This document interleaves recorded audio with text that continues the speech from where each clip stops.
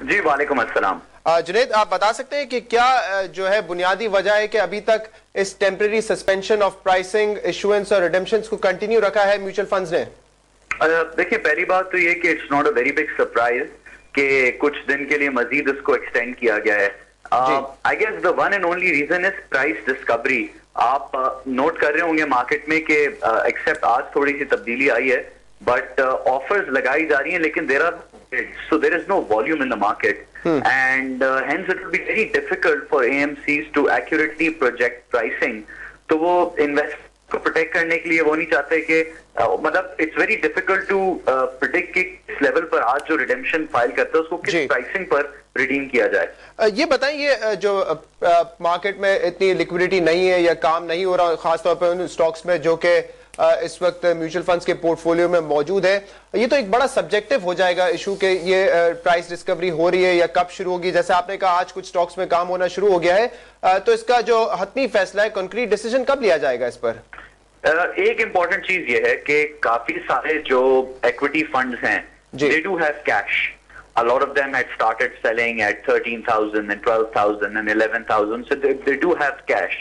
तो एक एक्टिविटी जो जल्द शायद शुरू हो जाए वो ये है कि अगर मार्केट मजीद 10, 12, 15% गिरती है तो शायद उनकी तरफ से कुछ बाइंग आए, या on the other and they want के मार्केट एक दफा स्टेबलाइज हो जाए, एक रेगुलर वॉल्यूम जनरेट हो जाए, प्राइस डिस्कवरी हो जाए, उस वक्त अगर रिडेम्पशंस आए भी तो वो अपने कैश से उनको फुट कर सकें। ये बताएं, आप इन्वेस्टर्स जो इस वक्त अपने आप को किसी सूरत में भी लिक्विडेट करना चाहते हैं, उनको आप क्या रिप्लाई दे रहे हैं? Because we are also receiving emails और वो कहते हैं कि इन्वेस्टर प्रोटेक्शन की जिम्मेदारी उनको नहीं लेनी चाहिए। We want money back, we want to liquidate sales.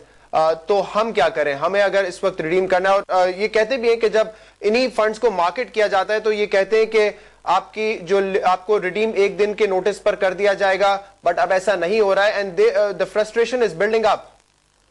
Absolutely, that is the right question to ask right now. दो पार्ट्स हैं इसके। एक तो आपने पूछा कि वो लोग क्या करें, but the other thing is to understand कि ये हुआ क्यों।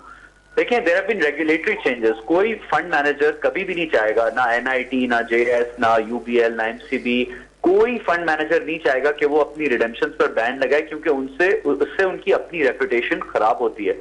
But you have to realize that in the first step, this was more of a regulatory move, where the regulator had to step in and do this. So the regulator has to develop better price discovery mechanism and a better enabling environment where funds can function more smoothly. जो funds की functioning पर एकदम halt आया है, obviously एक तो performance driven है, जिसमें आप कह सकते हैं कि एक फंड मैनेजर की स्टॉक सिलेक्शन अच्छी थी और दूसरे की बुरी थी, लेकिन ये जो डिस्कवरी नहीं हो सक रही है, प्राइस की रिडेम्पशंस नहीं हो सक रही है, this is more of a systemic issue, more of a systemic issue, and that the regulator has to sort out. As to what can people do, well, obviously अब टीवी पर एक नया कोड ऑफ कॉन्डक्ट है जिस पर investment advice इतना TV पे दी नहीं जा सकती।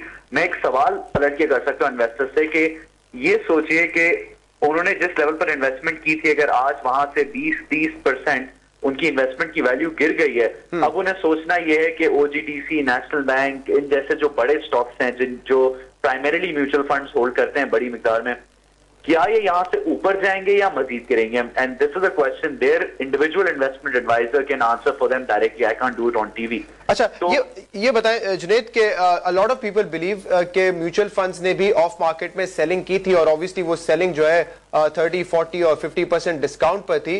सो परहैप्स उसी वैल्यूएशंस का इंतजार किया जाएगा और उन्हीं लेवल्स पर शायद इन यूनिट होल्डर्स को रिडीम किया जाए। अगर तो म्यूचुअल फंड्स ने इन लेवल्स पर सेलिंग की है while the market was still at the floor, तो जब महीने के आखिर की, दिसंबर के एंड की या नवंबर के एंड की, फाइनल नवंबर के एंड की जो रिपोर्ट्स हैं आनी शुरू हो जाएंगी, और जो दिसंबर एंड पे क्वार्टरली अकाउंट्स आएंगे उसमें वो सारी बात जाहिर हो जाएगी। बट अगर एक फंड मैनेजर ऑलरेडी फ्रीज हुआ बैठा हुआ है और उसको रिडेम्पशन करने पर कोई प्रेशर नहीं है बिकॉज एक रेगुलेटरी फ्रीज चल रहा है, तो वो क्यों जाके ऑफ मार्केट ट्रांजैक्शन करेगा? सो आप जो बात कह रहे हैं, it's difficult for me to say yes और नो कि उन्होंने किया है या नहीं किया। Logic says that they wouldn't have done it because either way there is a redemption freeze. Junaid, market में ये नॉइज भी है कि जो पावरफुल यूनिट होल्डर्स हैं उनकी तरफ से काफी सारे इंस्टीट्यूशंस और काफी सारी एसेट मैनेजमेंट पर प्रेशर भी है कि उनके यूनिट्स को रिडीम किया जाए, इस बात में कितनी सदाकत है? प्रेशर जरूर है, लेकिन एसईसीपी ने इस सिचुएशन को मद्देनजर रखते हुए जैसे ही इनकम फंड्स पर when there was a run on investments after the DFC devaluation, they had put in the queue system. तो कुछ फंड ऐसे हैं जिनमें let's say Dawood, AMG and इसके अलावा केएसबी लिक्विड वगैरह जो हैं, इन्होंने तो अपनी रिडेम्पशन पे अभी बैन रखा हुआ है। बाकी जिन्होंने दरवाजा खोला हुआ है लेकिन उनकी रिडेम्पशंस में इशू आ रहे हैं, तो उनके यहाँ क्यूज लगी हुई है। एटलस में there is a queue and fund managers have a queue. तो हो सकता है कि एक स्ट्रॉन्ग यूनिट होल्डर या बड़ा यूनिट होल्डर प्रेशर जरूर डाल रहा हो, लेकिन उसकी एग्जिट क्यू के जरिए होगी, फर्स्ट इन फर्स्ट आउट के जरिए होगी। उसकी बड़ी केयरफुल मॉनिटरिंग एसईसीपी कर रहा है। तो ऐसा नहीं हो सकता कि अगर आप एक फंड मैनेजर को ज्यादा अच्छे जानते हैं और आज आपने रिडेम्पशन मांगी है तो आपको पहले पैसे दे दे, और अगर मैं छोटा यूनिट होल्डर हूं तो मुझे कुछ अर्सा इंतजार करना पड़े। ये हो नहीं सकता। ये बताएं कि पहले जब इस सस्पेंशन